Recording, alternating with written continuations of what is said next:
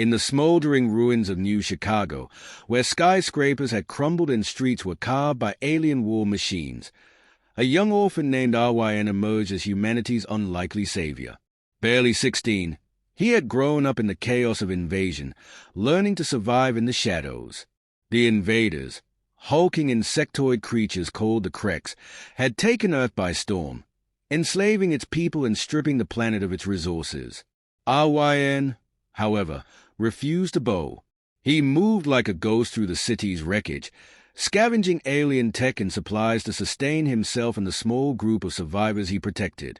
This ragtag group, made up of engineers, children, and elders, relied on Ryn's cunning and bravery to evade Kreks patrols and drones. But survival wasn't enough for Ryn. He wanted to fight back. One fateful night, while sneaking through the ruins of a Krek supply depot, Ryn stumbled upon a malfunctioning alien drone. Its core flickered erratically, and its weaponry seemed damaged. Recognizing an opportunity, Ryn carefully disassembled the drone and dragged the pieces back to the survivors' hideout. With the help of a former engineer named Mara, they reprogrammed the drone, turning it into a weapon under their control.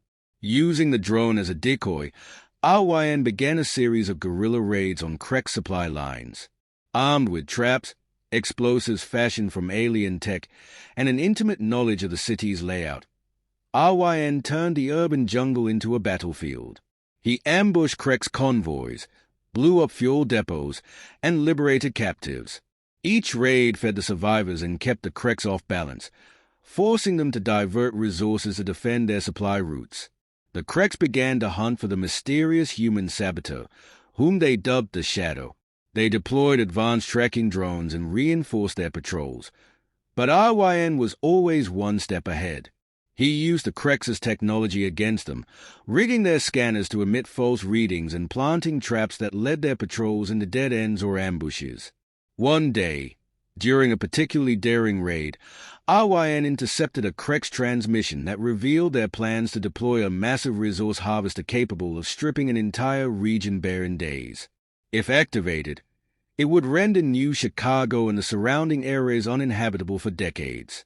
Ryn knew this was his chance to deliver a crippling blow to the Kreks. Gathering his group, Ryn devised an audacious plan. They would infiltrate the harvester during its activation ceremony, a heavily guarded event attended by the Kreks overseer of the region. Using stolen Kreks uniforms and tech, Ryn and a small team managed to slip past the alien guards and plant explosives throughout the harvester's core. But as they were about to escape, the Kreks overseer, a towering creature with razor-sharp mandibles, intercepted them.